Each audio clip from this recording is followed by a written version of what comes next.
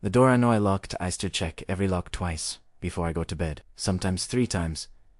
If the house feels too quiet, people laugh when I mention it, usually because they think I'm joking, but I'm not. Even now, years later, I can't walk past the locked door without touching the handle afterward just to make sure it hasn't somehow changed its mind. What happened that night wasn't dramatic. Nobody chased me. I never saw a face staring at me through a window. There wasn't blood on the walls or anything like that. That's probably why it stayed with me. The scariest part was knowing, with complete certainty, that a locked door had opened by itself. At the time, I was staying alone in my uncle's house while he recovered from surgery in another state. It was only supposed to be for 4 nights. The neighborhood was quiet. Mostly older couples and retired people who kept porch lights on all night. Nothing about the place felt dangerous. The house itself was small and narrow, with old hardwood floors that popped softly whenever the temperature dropped. My uncle warned me about that before he left. He said the house made noise at night, especially near the hallway leading to the laundry room. The laundry room door was the one I locked. I remember doing it clearly because the lock stuck sometimes. You had to pull the door inward while turning the key, or it wouldn't catch properly. Before going upstairs that night, I checked it twice. I even pushed against the door afterward to make sure it held. Then I went to bed. Sometime after 2 in the morning, I woke up for no reason at all. The house was completely silent. No cars outside. No television downstairs. Just that strange kind of silence where it almost feels like your ears are straining to hear something. I lay there for maybe 30 seconds before noticing the light. A thin yellow line stretched across my bedroom floor from the hallway downstairs. At first, I thought I'd forgotten to turn the laundry room light off. Then, I remembered the door. Locked doors aren't supposed to open quietly. I told myself there had to be a simple explanation. Maybe the latch slipped loose. Maybe I hadn't locked it correctly after all. But even half asleep, I knew that wasn't true. I could still remember the cold metal key sticking as I turned it. I remembered the pressure of my shoulder against the wood when I tested it. And somehow, lying there in the dark, I knew I didn't want to walk downstairs and see what had opened it. Story 1. The empty house-sitting job. The strange thing is, nothing about that week felt wrong in the beginning. If anything, it felt peaceful. My uncle's friends, Walter and June, lived about 20 minutes outside town in one of those quiet neighborhoods where every house looked almost identical. Small lawns, old trees, wind chimes hanging from porches. The kind of place where people waved slowly from driveways, even if they didn't know you. They were leaving for 3 days to visit their daughter after she had surgery, and they needed someone to watch the house and feed their cat while they were gone. I agreed mostly because I needed the money, and because it sounded easy. Walter gave me the tour before they left. He showed me where the coffee was, how to reset the breaker if the upstairs heater stopped working, and which cabinet the cat food was in. June mostly followed behind him quietly, correcting small details every few minutes. "Don't overfeed Molly," she told me, while pointing at the gray cat weaving around my legs. "She acts hungry even when she isn't." The house smelled faintly like dust and peppermint tea. It wasn't creepy, just old. Before leaving, Walter stopped near the staircase and pointed upstairs. "Guest room's yours. If you want it," he said. "Bathroom's across the hall. And don't worry about the back bedroom. It stays locked." He said it casually, almost like he was mentioning a stuck window. I remember laughing a little and asking if there was treasure inside. Walter smiled. "But June, didn't he? It's storage," she said quickly. Nothing important then they left. For most of the first day, everything felt normal enough that I almost forgot about the locked room entirely. I watched television in the living room, heated leftovers from the refrigerator, and listened to the old heater click softly through the vents whenever the temperature dropped outside. At night, the house settled into its own rhythm, pipes ticking inside the walls, the refrigerator humming, the faint scratching sound of tree branches moving against the siding whenever the wind picked up. None of it bothered me. Molly followed me everywhere, which honestly made the place feel less empty. She slept beside me on the couch while I watched late-night reruns, and wandered into the kitchen every time she heard the sound of a cabinet opening. Around 10 that night, I finally went upstairs to get ready for bed. The hallway was narrow and dim, lit only by a small yellow lamp plugged into the wall near the bathroom. The guest room sat at the far end. Across from it was the locked bedroom Walter mentioned earlier. I slowed down without meaning to when I passed it. The door looked completely ordinary. White paint, brass handle. Nothing strange about it at all, but something about seeing it there in the quiet hallway made me more aware of how alone I actually was inside that house. I reached the guest room, brushed my teeth, and changed clothes. Before turning the lights off, I glanced back into the hallway again. The locked door was still there, still closed. For some reason, that reassured me. I remember lying in bed afterward listening to the heater kick on downstairs. Molly had curled up near my feet by then, asleep already. Outside, rain tapped softly against the windows. Everything felt calm. Safe.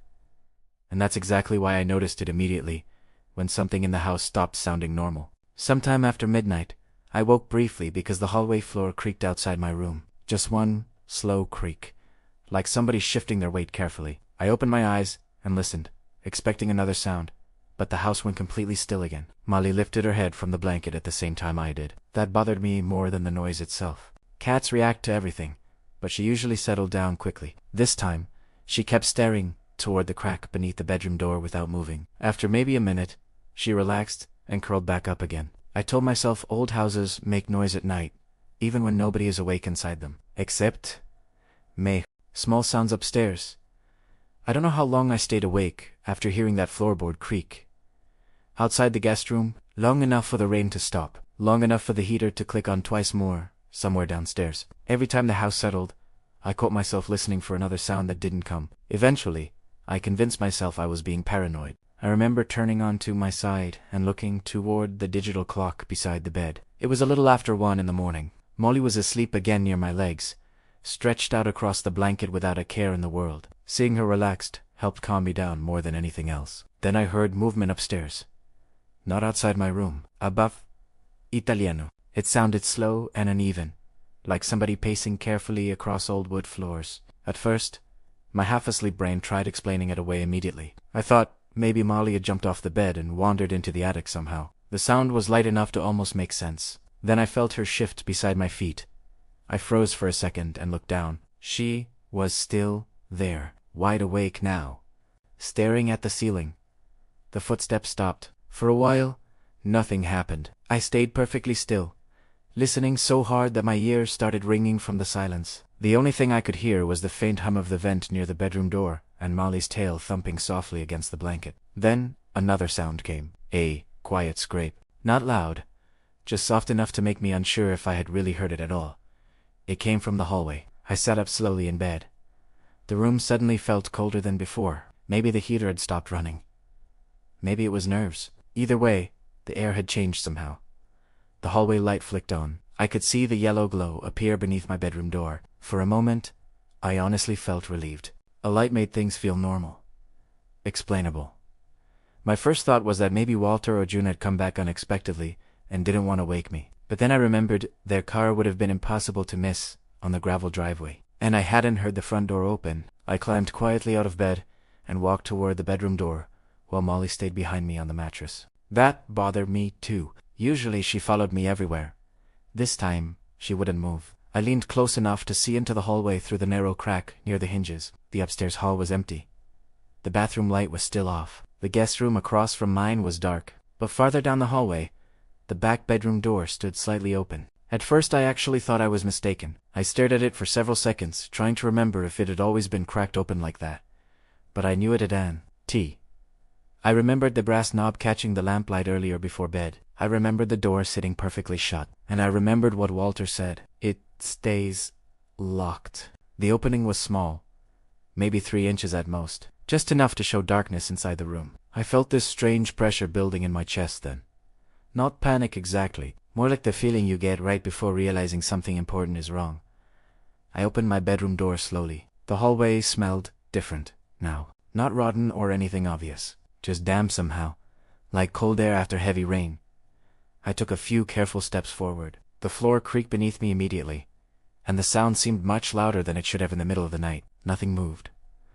The back bedroom remained slightly open. I remember whispering, "Hello," even though I already knew nobody was supposed to be there. No answer came. The house felt completely still again. Then, from somewhere inside that room, I heard the soft sound of something tapping once against wood.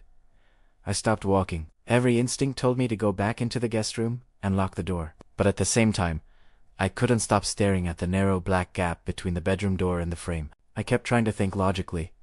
Old houses shift. Doors drift open sometimes. Maybe the lock had never caught properly in the first place. But that explanation lasted only a few seconds before another detail hit me. Earlier that evening, while brushing my teeth, I had leaned against that same door to tie my shoe. I remembered feeling the handle press lightly into my shoulder because the hallway was narrow.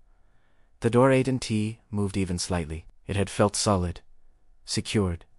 Standing there now, staring at the opening, I noticed the brass knob looked wet somehow, reflecting the hallway lamp in dull streaks. And for the first time all night, Molly let out a low sound behind me that almost sounded frightened, because I knew something that still bothers me years later. I had never been given a key.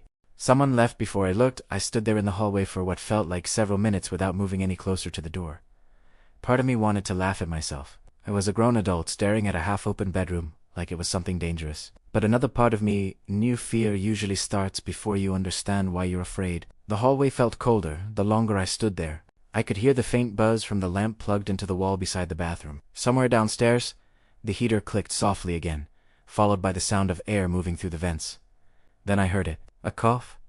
Quiet. Human. It came from inside the room. Not loud or dramatic, just a small cough. Like someone trying not to make noise. Every muscle in my body locked up instantly. I remember my first thought very clearly because it was so stupidly hopeful. I thought maybe Walter had forgotten something and returned home without telling me. My brain reached for any explanation that felt normal. But even in that moment, I knew it didn't make sense. The driveway gravel was loud enough to hear from inside the house. I would have noticed headlights, doors, footsteps downstairs. Instead, there had only been silence. The cough came once more, softer this time. I backed away from the door immediately. Not running, just slow, careful steps backward until I reached the guest room again. Molly jumped off the bed the second I entered, brushing against my legs nervously, while I grabbed my phone from the charger beside the lamp. I called Walter first, straight to voicemail. Then, June, same thing. I tried again immediately, holding the phone tighter each time the ringing stopped. Nothing. No answer. No. Text back. Just silence, filling the room, while the hallway light continued glowing beneath the door. I remember debating whether to call the police, but even now I understand why I didn't. What was I supposed to say? I heard coughing in a room that should be empty. The longer I sat there thinking, the more ridiculous it sounded. Then another thought started bothering me. What if someone actually needed help? That possibility scared me, almost as much as the idea of someone hiding inside the room intentionally. After maybe 10 minutes of sitting frozen on the edge of the bed, I finally decided I couldn't stay there all night, waiting for morning. I picked up the heavy flashlight Walter kept beside the guest room closet and stepped back into the hallway. The bedroom door was open wider now. Not much wider, but enough for me to notice immediately. The hallway felt impossibly quiet as I walked toward it.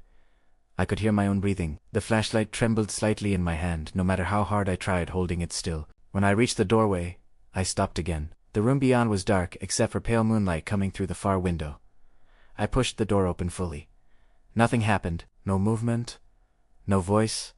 No person standing behind it waiting for me. The room was empty. At least, it looked empty at first. It was larger than I expected, almost completely bare, except for a wooden chair sitting near the center of the room, facing directly toward the doorway. That was the first thing that made my stomach tighten again. The chair placement felt deliberate somehow, like somebody had been sitting there watching the hall before leaving moments earlier. The air inside smelled damp and stale. I slowly swept the flashlight across the walls, then toward the window. That's when I noticed the footprint. A single wet footprint marked the hardwood floor near the curtains. Not muddy, just wet, like someone had stepped inside after standing in rainwater. I stared at it for several seconds, trying to process what I was seeing. The window above it was closed and locked from the inside. I checked it myself almost immediately, pressing hard against the latch to make sure. Still locked. No broken glass. No sign anyone had entered or left. I searched the closet afterward. Looked beneath the bed frame leaning against one wall. Checked the bathroom connected to the room even though it was barely large enough for a sink. Nothing. Nobody. And somehow that felt worse. When Walter and June finally returned the next afternoon, they seemed genuinely confused by the entire story. Walter checked every window and door himself before shrugging it off as an old house settling at night. But June stayed unusually quiet after I mentioned the cough. Before he left, Molly stood downstairs, watching me pack my bag near the front door. I noticed something then that I hadn't fully realized until that moment. Since the night the bedroom opened, she had not gone upstairs once. Story to the motel room with 2 locks. A few years after the house-sitting incident, I started driving longer distances for work. Most of the trips were forgettable. Cheap coffee at gas stations. Empty highways at night. Small towns that looked identical once the sun went down. After a while, you stop paying attention to where you are and start measuring drives by how tired you feel. That particular trip happened in late November. I'd been on the road almost 9 hours already, and heavy rain slowed traffic enough that I eventually gave up trying to reach the next city before midnight. My GPS showed a small roadside motel, about 15 minutes ahead, just off the highway. The place looked older than the pictures online. The sign outside buzzed weakly in the rain, and half the letters and the word vacancy were burnt out. There were maybe 4 cars parked across the entire property. Most of the windows were dark. I almost kept driving. Something about the place felt strange immediately, though I couldn't explain why. Maybe it was how quiet it looked. Maybe it was the fact that the office lights were still on despite the parking lot being nearly empty. But I was exhausted, so I pulled in anyway. The office smelled strongly like bleach and stale cigarette smoke. Behind the counter sat a thin older man wearing glasses low on his nose. He looked up slowly when I entered, almost like he hadn't expected anyone to walk in that late. For several seconds, he just stared at me, not aggressively, just strangely blank. "You need a room?" he finally asked. His voice sounded tired, more than unfriendly. I nodded and handed him my ID. While he typed my information into the computer, I noticed a small television behind the desk, playing some late-night weather report with the volume muted. Rain tapped steadily against the office windows the entire time. "You staying alone?" he asked without looking up. The question caught me off guard a little. "Yeah." He nodded once. Then he stopped typing. It only lasted a second or two, but I remember noticing how still he became while staring at the monitor. His expression changed slightly, though I couldn't tell exactly how. Concern maybe, or hesitation. Finally, he reached beneath the counter and pulled out a key attached to a bright orange plastic tag. "Room 12, he said quietly. "Second floor." I thanked him and started toward the door. Then he added something that made me stop. "Use both locks tonight." I turned back toward him. "What?" "The deadbolt and the chain," he said. "Sometimes people forget the chain." He said it casually, almost like a reminder about free breakfast hours or checkout time. But there was something uncomfortable about the way he watched me afterward, waiting for a response. I laughed awkwardly and told him I would. He didn't laugh back. The rain had slowed to a light drizzle by the time I carried my bag upstairs. Room 12 sat near the far end of the second-floor walkway overlooking the parking lot. The hallway lights buzzed faintly overhead, attracting clouds of insects that circled endlessly around the bulbs. The room itself looked normal enough. Old floral bedspread, small television bolted to the dresser, a chair shoved into the corner beside heavy curtains that covered the window facing the highway. What I noticed immediately, though, was the door. It had 3 separate locks, a regular knob lock, a deadbolt above it, and a thick metal chain mounted crookedly near the frame. I remember standing there for a moment, with my bag still hanging from my shoulder, thinking about the clerk downstairs. "Use both locks tonight." I locked everything automatically after entering. Deadbolt first, then the chain. The metal rattled loudly when it slid into place. After that, I showered, watched television for maybe half an hour, and tried convincing myself I was overthinking things again. Nothing had actually happened. Creepy motels existed all over the country. Weird clerks, too. Eventually, sometime after 1 in the morning, I turned off the television and lay down. The rain had started again by then. I was just beginning to drift off when I heard footsteps outside the room. Slow footsteps, moving along the second-floor walkway. At first, I ignored them completely. People came and went from motels all night, but then the footsteps stopped directly outside my door. Not passing by, not continuing, just stopping. I waited for the sound of keys or someone entering the neighboring room. Instead, there was only silence. Then, after maybe 20 seconds, the footsteps continued again, slow, unhurried, fading down the walkway until I couldn't hear them anymore. I told myself it meant nothing. But almost 15 minutes later, the same footsteps returned, and once again, they stopped directly outside room 12. The chain was still on by the 3rd time the footsteps stopped outside my room. I was completely awake. I checked my phone afterward just to give myself something rational to focus on. The screen read to 41 a.m. Rain continued tapping softly against the motel window, while headlights occasionally passed across the curtains from the highway beyond the parking lot. I remember lying there staring at the ceiling, trying to decide whether I was actually nervous or just exhausted. The footsteps came again, a little after 3. Slow, measured, almost casual. This time they didn't stop immediately outside my door. They moved farther down the walkway first, faded briefly, then returned in the opposite direction. Then silence. Right outside room 12. I sat up in bed without realizing I was doing it. The room suddenly felt smaller than before. The air conditioner hummed quietly near the window, filling the silence just enough to make everything outside the room seem even quieter. I waited for movement. Nothing happened. No knock. No voice. No sound of keys. Just stillness. Then came a soft metallic noise.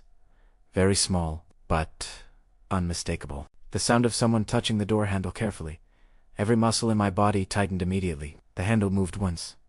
Slowly, I heard the knob stop against the lock. Then, silence again. I remember actually holding my breath while staring toward the door across the dark room. The thin strip of light beneath it remained steady, glowing pale yellow from the walkway outside. For several seconds, nothing moved. Then the deadbolt rattled once. Not violently, just enough to test it. My brain started racing through explanations again. Maybe somebody drunk had the wrong room. Maybe another guest was confused. That kind of thing happens in motels. But normal people usually speak. They apologize. They laugh awkwardly and move on. Whoever stood outside my room did none of those things. The deadbolt stopped rattling. Then I heard the chain pull tight. The sound was sudden and sharp enough that I physically flinched. A second later, the door slowly opened inward until the chain caught. About 3 inches, maybe 4. I froze completely. The motel room stayed silent, except for the air conditioner humming near the window. The door remained partially open. Nobody spoke from the hallway. No hand appeared in the gap.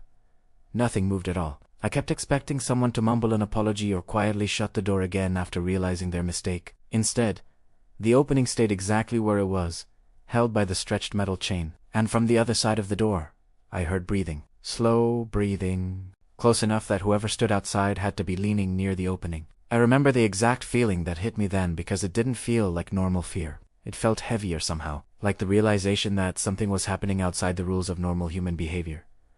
I wanted to say something. I wanted to yell, but every instinct told me to stay completely still. The breathing continued, steady, patient. The chain creaked softly once, as the door shifted another fraction of an inch against it. I glanced toward my phone on the nightstand beside the bed. The screen lit faintly in the darkness. Las 3:17 alto m. I still don't know how long the door stayed open like that. It could have been 30 seconds or 5 minutes. Time felt wrong inside that room. At one point, I became aware of another sound somewhere outside. Not footsteps, more like distant movement, farther down the second-floor walkway. The person outside my door must have heard it too because the breathing suddenly stopped. Everything went quiet. Then, very slowly, the door eased shut again until the latch clicked softly into place. I stayed frozen in bed, waiting. The silence afterwards somehow felt worse than before. Then I heard a voice outside the room. A whisper, low enough that I almost questioned whether I'd imagined Italiano. Wrong one. The footsteps returned immediately after that. Not running, not to wreath, just slow footsteps moving away down the walkway, exactly the same way they had arrived earlier. I waited until I couldn't hear them anymore, before finally moving again. My hands shook badly enough that I almost dropped my phone trying to unlock it. I called the front desk first, because it felt less dramatic than calling the police. The phone rang several times before the clerk answered. I started explaining immediately. Someone tried opening my door. The chain stopped them. They were still outside a second ago. The clerk stayed silent for several seconds after I finished talking. Then he asked me one question. Did they come inside? The way he said it bothered me almost more than what happened at the door. Not shocked, not confused, almost relieved. No, I said. Another pause. Then I heard him exhale softly on the other end of the line. Keep the chain on, he said quietly. And before I could ask anything else, he hung up. Check out without looking back. I didn't sleep after that. I stayed sitting upright against the headboard with the lamp on and the television muted, watching the door for the rest of the night. Every small sound outside made my stomach tighten again. Elevator cables humming somewhere far down the building. Pipes clicking behind the walls. Tires hissing across wet pavement on the highway. But the footsteps never came back. Around 5:30, the sky outside the curtain started turning gray. The rain had finally stopped, leaving the parking lot wet and shining beneath the dim motel lights. That was enough for me. I packed my bag quickly, without showering or even changing clothes. I just wanted to get out of there before the place fully woke up. Before the strange feeling hanging over that room settled deeper into my head, the second I opened the door, cold damp air rushed inside. I stepped carefully onto the walkway and looked both directions immediately. Nobody there? Nobody there? Nobody there? The parking lot below sat nearly empty except for the same few cars from earlier. Everything looked normal in the weak morning light, and for a second I almost convinced myself the entire night had been exaggerated by exhaustion. Then I noticed the marks on the concrete outside my room. Footprints. Dark, muddy prints leading along the second-floor walkway. I stared at them for several seconds before moving. They weren't fresh puddles from rainwater. These prints had shape, clear edges, the outline of boots or heavy shoes pressed into the dirt and moisture. They started near the stairwell at the far end of the building, then moved door to door. I followed them slowly with my eyes. Room 8, Room 9, Room 10, Room 11. Each set stopped briefly outside the doors, before continuing forward again, and every trail ended at Room 12. My room. No prints continued past it. That detail hit me harder than anything else. I looked farther down the walkway toward the remaining rooms. The concrete beyond my door was completely clean. No muddy tracks. No sign anyone had walked there at all. I grabbed my bag tighter and headed downstairs immediately. The office looked exactly the same as before. Same muted television. Same smell of bleach and cigarettes lingering in the air. The clerk stood behind the counter reading something on a clipboard when I entered. He looked up slowly. "You checking out?" he asked. I nodded. For a moment I debated whether to mention the footprints at all, but curiosity got the better of me. Were there other people staying on the second floor last night? The clerk frowned slightly. "Just you?" I stared at him. "What about the room beside mine?" "Empty." He answered too quickly that time. I remember glancing toward the window facing the parking lot while he processed my payment. Something about the conversation felt wrong in a way I couldn't fully explain. Not like he was lying, exactly. More like he didn't want the discussion continuing any further. Before leaving, I asked one final question. "Has somebody tried getting into rooms before?" The clerk stopped typing. For a second, neither of us said anything. Then he shrugged without meeting my eyes. "People wander around sometimes." That was all he gave me. I walked out immediately afterward without responding. The morning air felt freezing compared to the motel office. I loaded my bag into the car, started the engine, and pulled slowly toward the exit near the highway. And I almost made it out without looking back. Almost right before turning onto the road, I glanced once toward the second-floor walkway, toward the room directly beside mine, the supposedly empty one. The curtains had been pulled open slightly, and standing motionless inside the dark room behind the glass was someone watching my car leave. Story 3. The basement door at my brother's place. By the time the third incident happened, I had already started noticing patterns in myself. I avoided motels whenever possible. I checked locks constantly without thinking about it. If a door in my apartment drifted open, even slightly because of air pressure, my chest tightened before my brain could explain it away. But my brother Ethan always made fun of me for that stuff. He was the kind of person who never got nervous about anything, calm all the time. Practical. The sort of guy who walked through dark houses without turning lights on because he thought it was pointless, wasting electricity. So when he asked me to stay at his place for a weekend while he attended a work conference, I agreed without hesitation. His house was familiar. I'd been there dozens of times before. Nothing about it scared me. The neighborhood sat outside a small town, surrounded mostly by woods and open land. Quiet, but not isolated enough to feel uncomfortable. His nearest neighbors were maybe 100 yards away on either side. The house itself was newer than the places from the other stories. Clean floors, bright kitchen, big living room windows facing the backyard. During the day, sunlight filled almost every room. It felt safe, immediately. Ethan left Friday afternoon after showing me where he kept extra blankets and frozen food. Before grabbing his suitcase from the hallway, he pointed casually toward a white door near the kitchen. "Basement stays locked," he said. "The latch is messed up from the inside again." I looked toward it. The basement door sat beneath a small light fixture near the laundry room. Completely ordinary. "What's wrong with it?"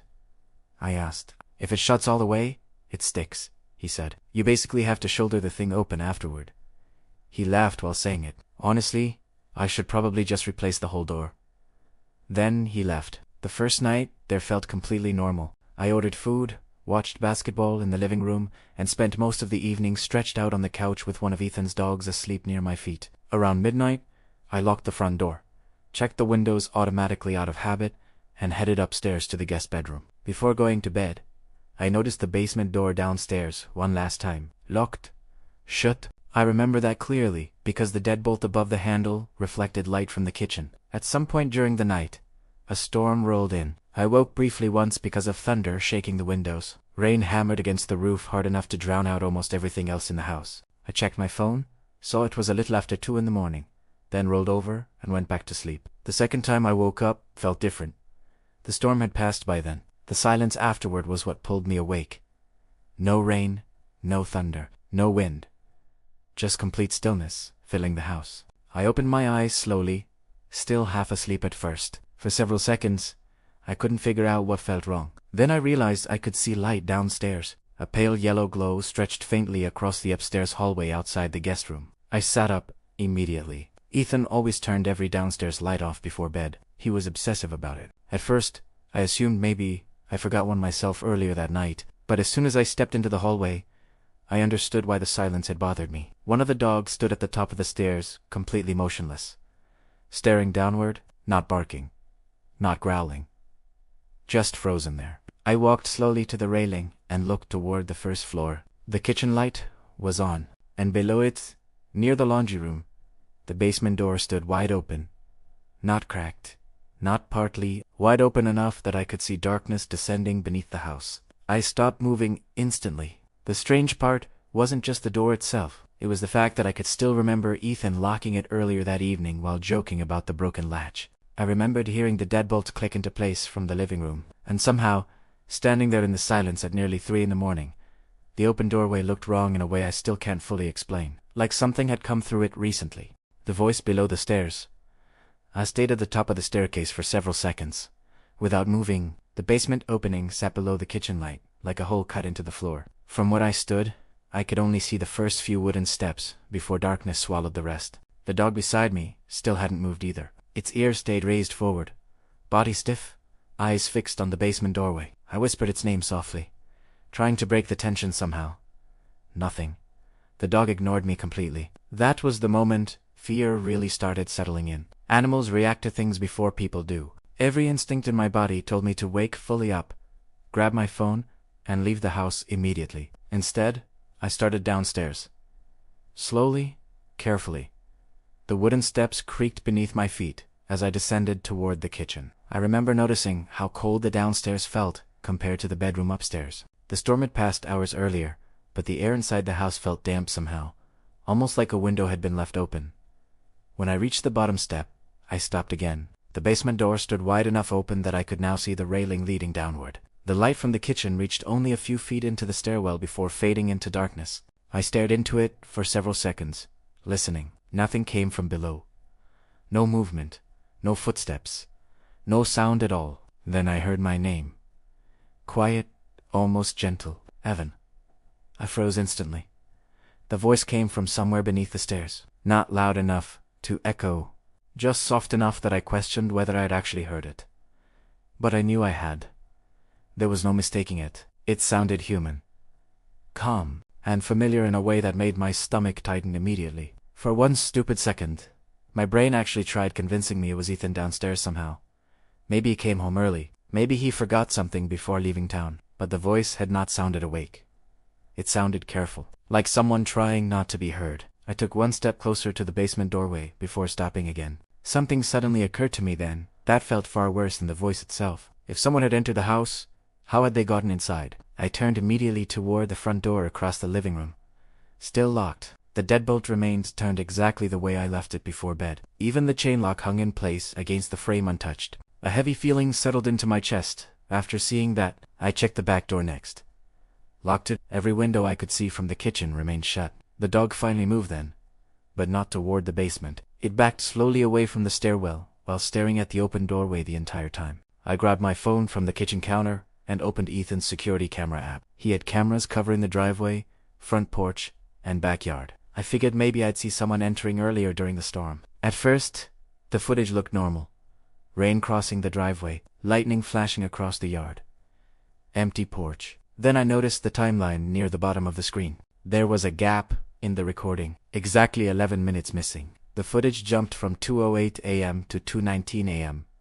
without explanation. No corruption warning. No error message, just missing time. I felt genuinely dizzy for a second, staring at it. That was when I noticed something sitting near the basement stairs. A small red toy truck. I hadn't seen it before because it sat partially hidden beside the wall near the top step leading downward. I walked closer carefully. It looked old. Scratched plastic wheels. Dirt pressed into the corners. The kind of cheap toy you'd find forgotten beneath furniture after years. But Ethan didn't have children. Nobody with kids had visited recently either. I knew that for a fact, because he had complained earlier that week about how empty the house felt lately. The truck sat facing upward toward the kitchen, toward me. Then the voice came again from somewhere below the basement stairs. Softer this time, Evan, and before I could stop myself, I realized something that scared me more than the voice, the missing footage, or the open door combined. Whatever was downstairs knew I was standing there. I looked toward the basement one last time, expecting movement somewhere below the darkness. Nothing appeared, no footsteps climbed the stairs. The silence underneath the house felt patient, almost waiting for me to come closer on my own. The dog suddenly growled, low and trembling, before backing farther into the living room. I stepped away from the doorway the moment something below the stairs shifted softly. Final ambiguous ending. I still don't open doors right away. I never went into the basement. The second I heard something shift below the stairs, I grabbed the dog's collar, back toward the front door, and left the house without taking anything else with me. I remember sitting in my car afterward with the engine running, staring at Ethan's dark kitchen window while rainwater dripped from the roof onto the driveway. Part of me wanted to go back inside and prove there was a reasonable explanation for everything.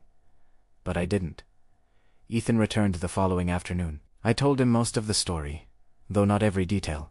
I left out the voice saying my name because hearing it out loud made the entire thing sound unreal, even to me. He checked the basement himself while I waited outside. Nothing was down there.